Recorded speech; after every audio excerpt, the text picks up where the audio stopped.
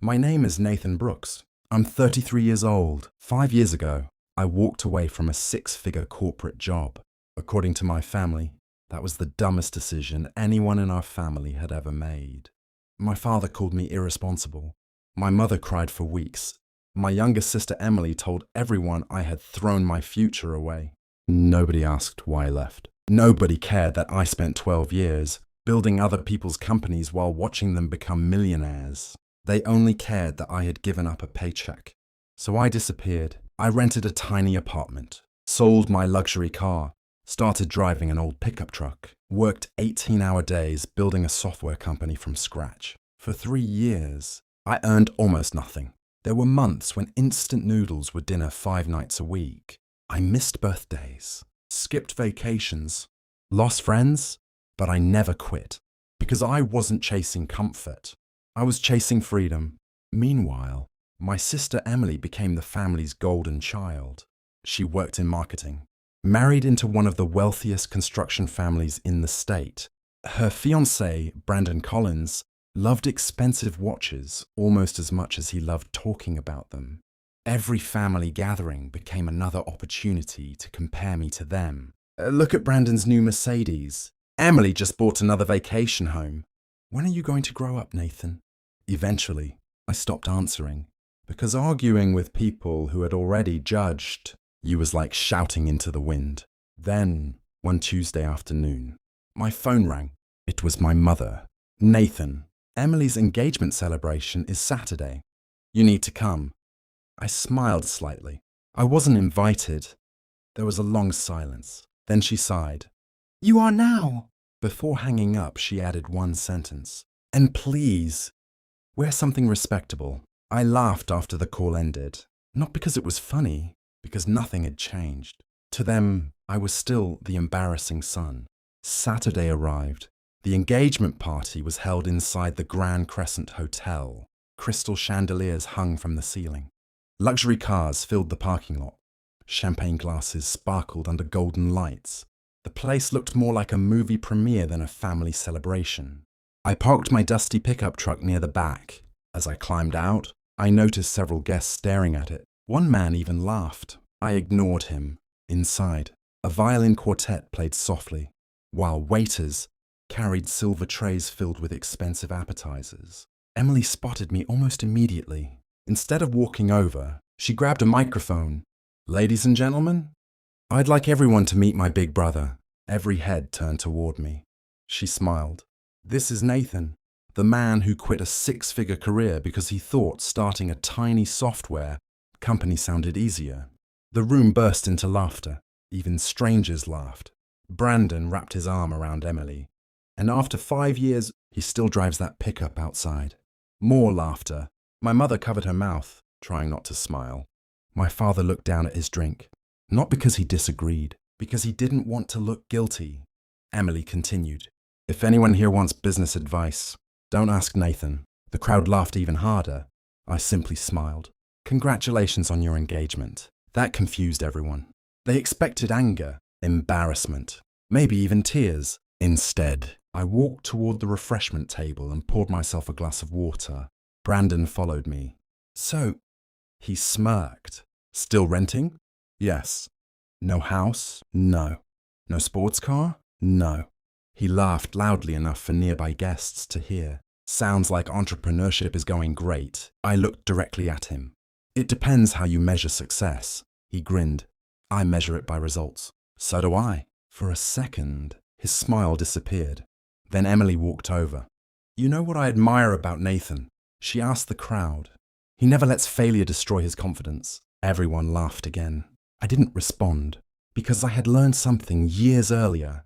People who desperately needed to look successful usually weren't as successful as they claimed.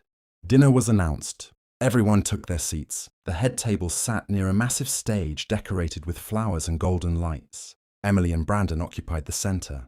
My parents sat beside them. I was placed near the very end, next to 2 distant relatives who spent the first 10 minutes asking if I was still unemployed. The first course arrived.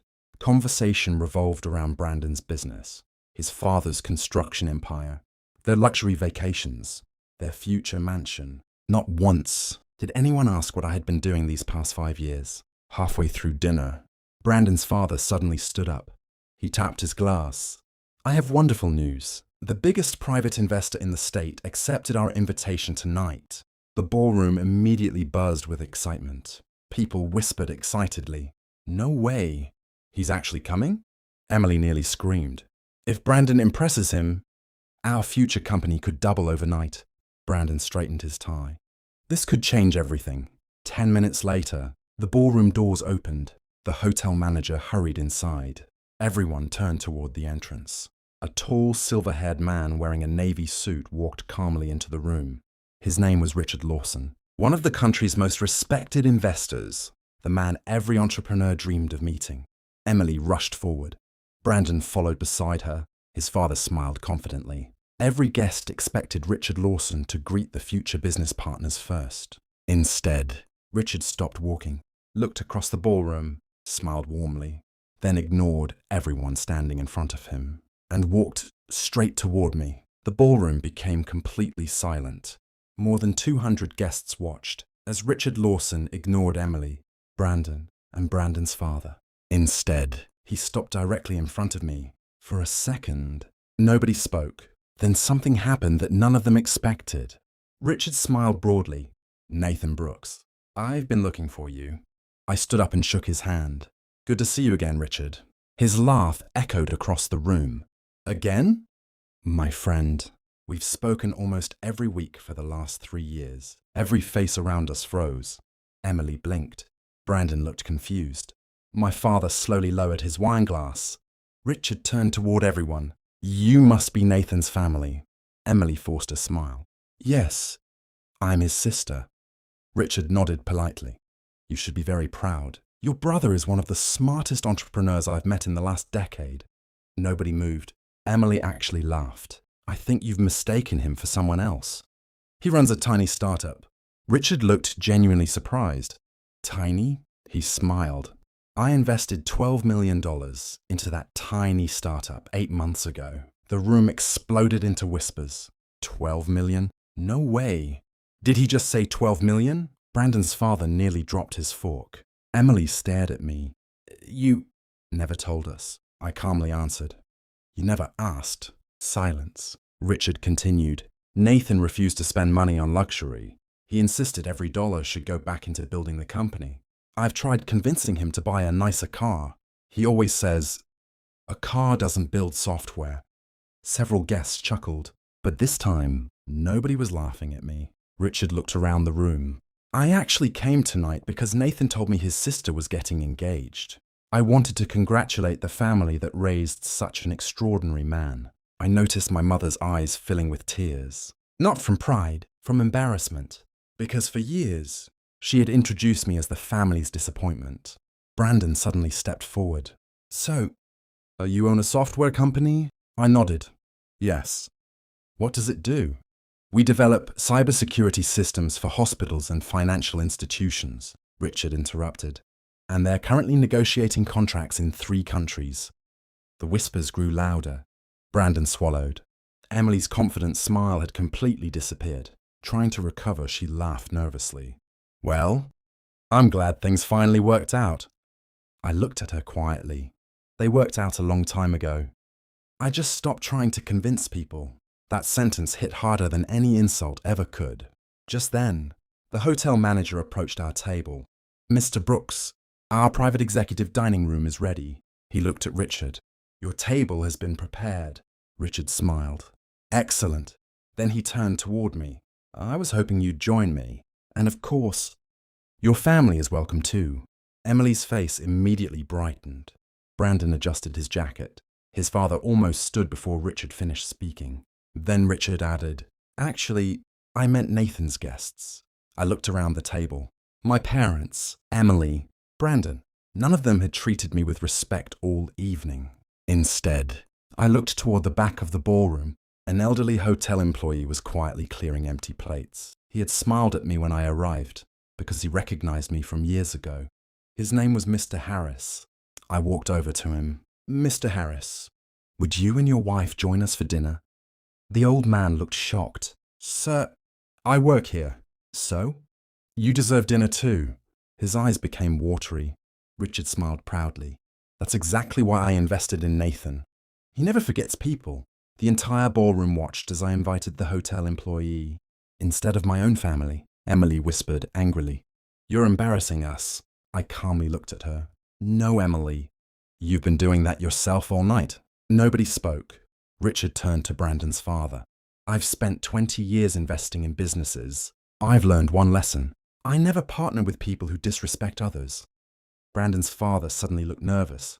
Richard continued, if someone humiliates family in public, they'll eventually humiliate business partners too. Brandon tried to explain. It was only a joke. Richard looked him straight in the eyes. A joke is only funny when everyone laughs. Your brother-in-law's daughter wasn't laughing. Neither was I. The ballroom became silent once again. For the first time that evening, Emily realized the engagement party was no longer about celebrating her. It had become a lesson in character, and the lesson had only just begun. No one moved. The ballroom was silent except for the soft music still playing in the background. Emily stood frozen. Brandon stared at Richard Lawson, as if waiting for him to laugh and admit it had all been a misunderstanding. Instead, Richard turned toward the hotel manager. Would you prepare the executive lounge? The manager nodded immediately. Right away, Mr. Lawson. Then Richard looked at me. Nathan, I'd like to introduce you to a few people. 3 men in tailored suits stood near the entrance. They had arrived quietly while everyone was focused on us. Richard smiled. Gentlemen? This is Nathan Brooks. The oldest of the 3 immediately extended his hand. It's an honor to finally meet you. I've heard remarkable things about your company. The second man laughed. My IT department won't stop talking about your software. The third added, we're hoping to become your next client. Emily's jaw slowly dropped. Brandon whispered, clients? Richard smiled. Not just clients. They represent 3 of the largest healthcare networks in the country. They're interested in licensing Nathan's security platform. The whispers spread through the ballroom again. This can't be real. Who is this guy? I thought he failed. Brandon's father suddenly became unusually polite. Mr. Brooks, I don't believe we've properly introduced ourselves. I smiled. We already met. You just didn't think I was worth remembering. His face turned bright red. Richard placed a hand on my shoulder. You know what impressed me most about Nathan? It wasn't his business. It was something much smaller. Everyone listened carefully. 3 years ago, I offered Nathan a brand new luxury car after our first investment closed. The room grew quiet. He thanked me and refused. Several guests looked confused. Richard continued. He asked me to spend that money on health insurance for every employee instead. You can always buy a better car later, but you can't replace an employee who loses everything because they couldn't afford medical treatment. The ballroom fell silent again. Even the waiters had stopped working to listen. Emily looked at me. Is that true? I nodded. My team helped build the company. They deserved security more than I deserved a sports car. For the first time all night, nobody admired Emily's diamond ring. Nobody cared about Brandon's expensive watch. Everyone was looking at me, not because I was wealthy, because I had earned their respect. Just then, one of the hotel's senior servers walked over. He smiled warmly. Mr. Brooks, I don't know if you remember me. I looked carefully, then smiled. David. He laughed. You remembered. Of course. David looked toward the guests. 5 years ago, my daughter needed emergency surgery. I couldn't afford it.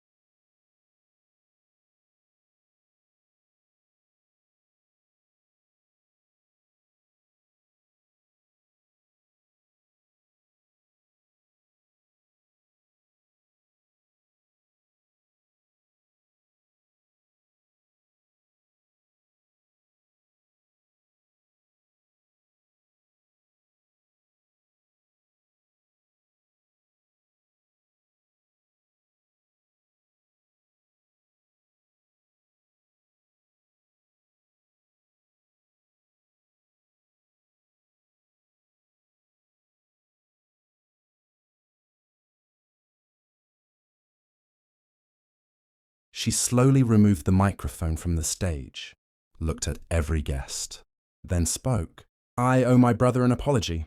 I humiliated him because I thought money made someone important. I was wrong. She turned toward me. I'm sorry, Nathan. The applause that followed wasn't loud. It was respectful. Brandon remained silent. Richard looked at him. Anything you'd like to say? Brandon lowered his head. I've spent years chasing status.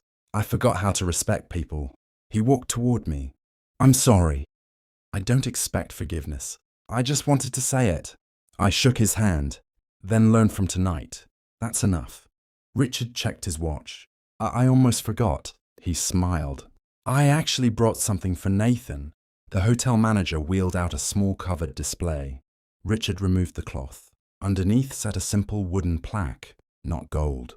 Not crystal. Just wood. It read, "Character builds what money cannot." Richard handed it to me. I've given hundreds of business awards. This one means the most. I smiled. I'll keep it in my office. He laughed.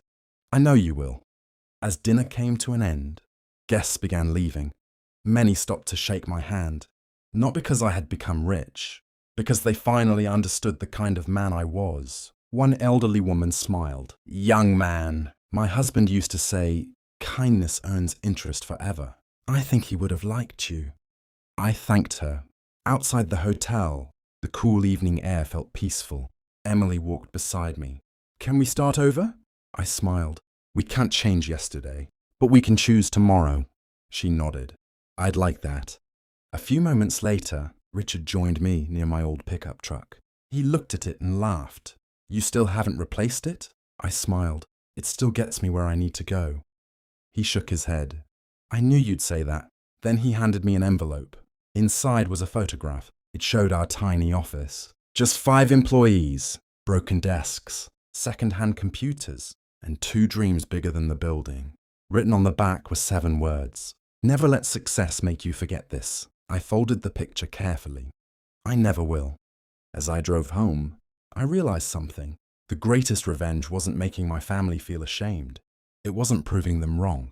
It wasn't becoming wealthier than they imagined.